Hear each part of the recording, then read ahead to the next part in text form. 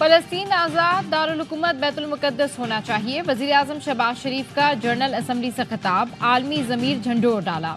تلاوت کلام پاک سے تقریر کا آغاز کیا، سب سے پہلے فلسطینیوں کا مقدمہ لڑا، کہا کیا فلسطینیوں پر مظالم نظر انداز کرنے والے انسان کہلانے کے قابل ہیں؟ غزہ میں بچوں کے زندہ درگور ہونے پر دنیا کب تک خاموش رہے گی؟ مذمت کافی نہیں، بڑے ممالک حرکت میں آئیں، آگ و خون کا کھیل فوری بند کرائیں۔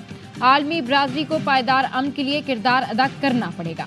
پاکستانی عوام کے دل فلسطینی بھائیوں کے ساتھ دھڑکتے ہیں، وزیر اعظم شہباز شریف کا فلسطین کو فوری طور پر اقوام متحدہ کا ممبر بنانے کا مطالبہ، کہا مسئلہ کشمیر بھی سلامتی کونسل کے ایجنڈے پر موجود ہے، 9 لاکھ بھارتی فوجیوں نے وہاں ظلم کا بازار گرم کر رکھا ہے، کشمیریوں سے حق کے خود ارادیت کا وعدہ کیا گیا تھا، بھارت 5 اگست 2019 کو کیے گئے یک طرفہ اقدامات فوری واپس لے، خطے میں امن و استحکام کے لیے بھارت مقبوضہ کشمیر میں غاصبانہ اقدامات ختم کرے، پاکستان بھارت کی کسی بھی جارحیت کا منہ توڑ جواب دے گا۔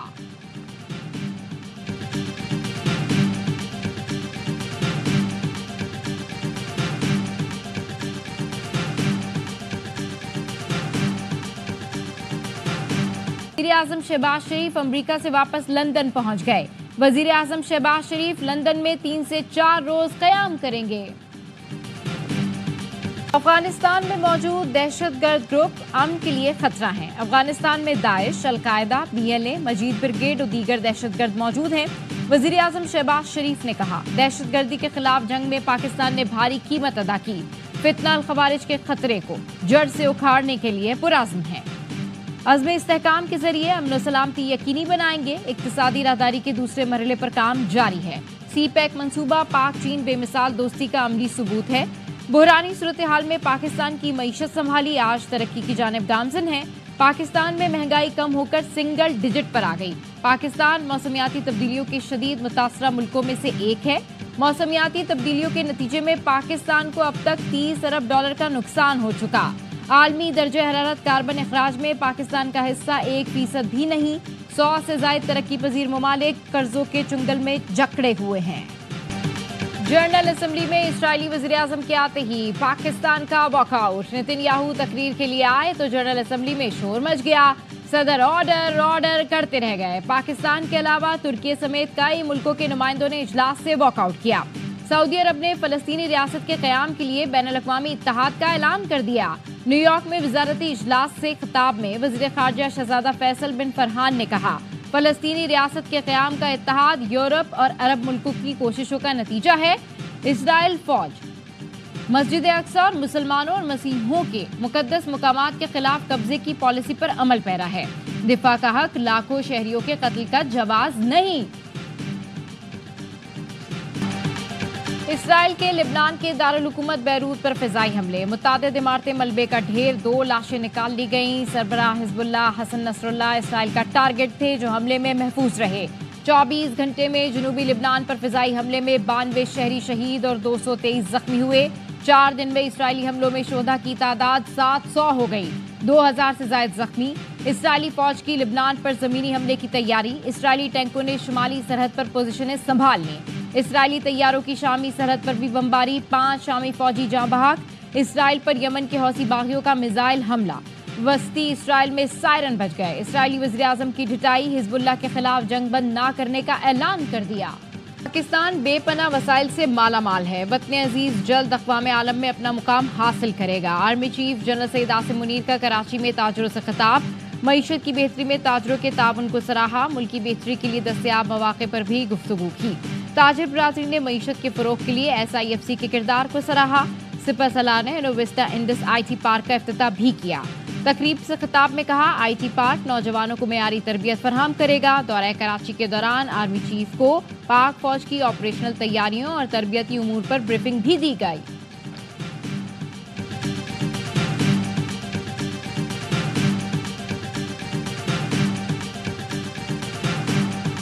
عدلیہ اور پارلیمان میں ڈیڈ لاک ختم نہ ہوا تو آئینی میلٹ ڈاؤن کا خدشہ موجود ہے، ماحول میں غیر یقینی ہے جو IMF پروگرام کے بعد کم ہوئی، آئین جو بیان کرتا ہے اس میں حتمی فتح پارلیمان کی ہی ہوتی ہے، نواز شریف پس پردہ کردار ادا کر رہے ہیں، वजीर दिफा ख्वाजा आसिफ कहते हैं अफगानिस्तान से पाकिस्तान में खुली जारियत हो रही है। वजीर आजम ने कश्मीर, फलस्तीन और पाकिस्तान में दहशतगर्दी का मसला उठाया। मसला फलस्तीन के हवाले से अक़वाम मुत्तहिदा के किरदार पर सवाल उठता है।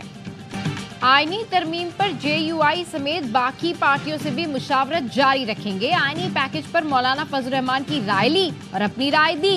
PP रहनुमाओं की मौलाना से मुलाकात के बाद गुफ्तगू। नवीद कमर कहते हैं कोशिश होगी कि तमाम सियासी जमातों की इस मामले पर मुतफ़िका राय हो।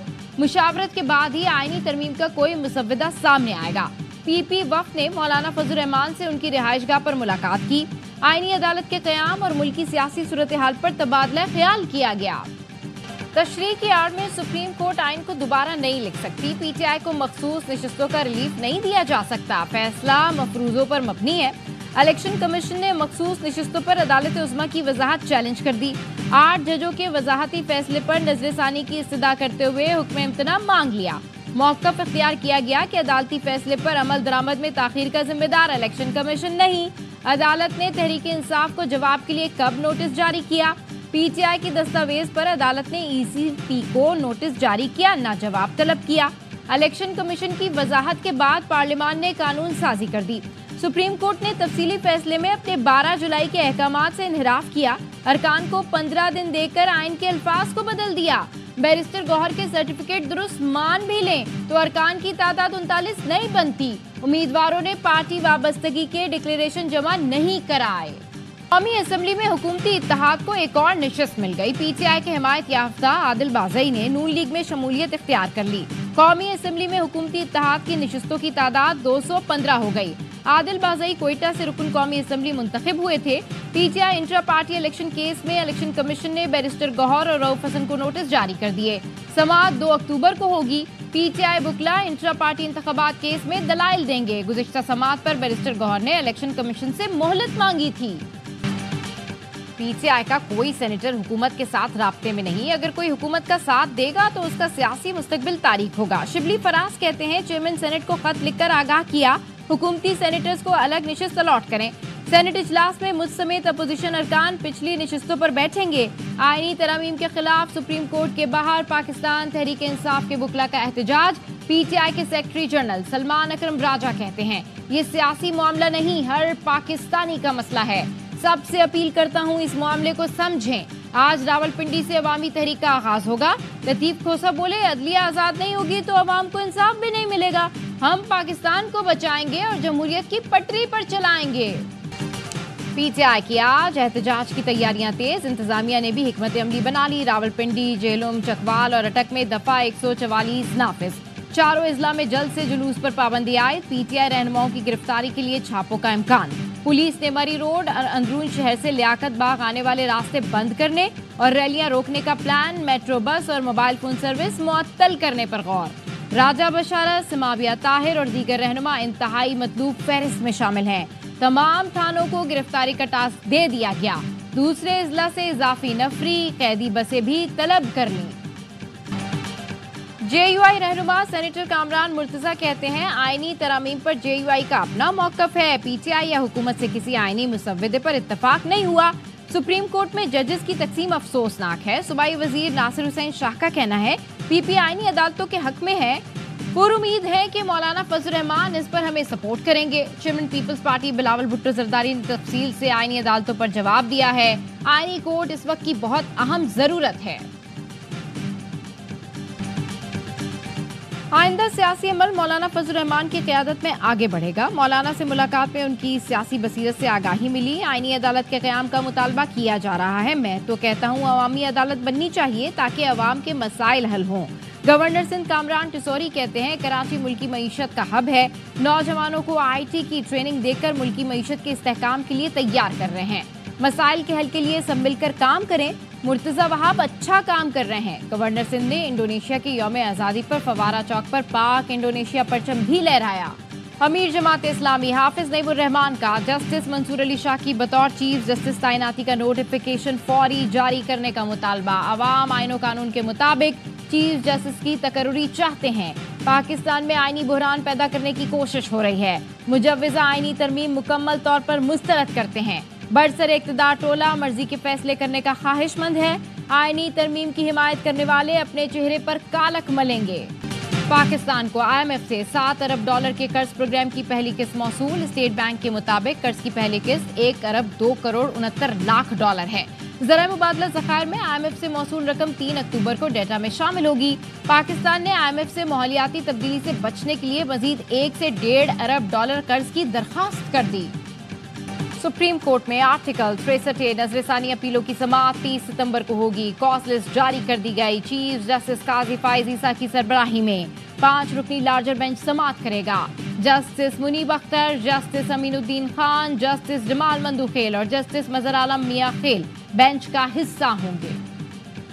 कराची के जिना अस्पताल में करोड़ों का गबन। FIA ने तहकीकात शुरू कर दी। एडमिनिस्ट्रेटिव ऑफिसर को नोटिस जारी। FIA हुकाम ने बताया कश्मीर रोड पर घर पर छापे के दौरान मुलजिम मासूम अहमद से पूछगछ की गई, जिसने अस्पताल के लिए ममनुआ स्मगल दवाएं और लेंस खरीदने का इंकशाफ किया। गैर कानूनी तौर पर दवाओं और सर्जिकल आइटम्स की खरीदारी में 78 करोड़, NICH में 25 करोड़ का गबन किया गया। सदर मुमलिकत की कराची में डिप्टी कमिश्नर जाकिर बलोच शहीद के घर आमद। लवाहिकीन से इजहार ताज़ियत। डिप्टी कमिश्नर जाकिर बलोच मसूम में शहीद हुए थे। सदर ने कहा शहीद जाकिर बलोच ने कौमी जिम्मेदारी सरअंजाम देते हुए जामे शहादत नोश किया। पूरी कौम शोहदा की कुर्बानियों को सलाम पेश करती है। इस्लामाबाद और रावलपिंडी में वक्फे से बारिश। रावल डैम भरने के बाद स्पिलवेज खोल दिए गए। लोगों को एहतियात की हिदायत। समड़ियाल और डस्का में बिजली गिरने के वाकयात में 2 अफराद जान से गए। गुजरात, फैसलाबाद और सरगोदा में भी मूसलाधार बारिश से सड़कें ज़ेरे आब आ गईं। बुनेर, दीरबाला और कर्क समेत खैबर पख्तूनख्वा के मुख्तलिफ शहरों में भी बरसात। आर्ट्स काउंसिल कराची में आलमी सकाफत के रंग वर्ल्ड कल्चरल फेस्टिवल पूरी रंगीनियों के साथ जारी। मुआशरे में अदम बर्दाश्त के मौजू पर नौजवान तलबा और तालबात ने थिएटर जुलूस पेश करके खूब दाद वसूल की। ड्रामा खत्म हुआ तो नौजवानों ने साथ संभाले और अपनी आवाज से समा बांध दिया।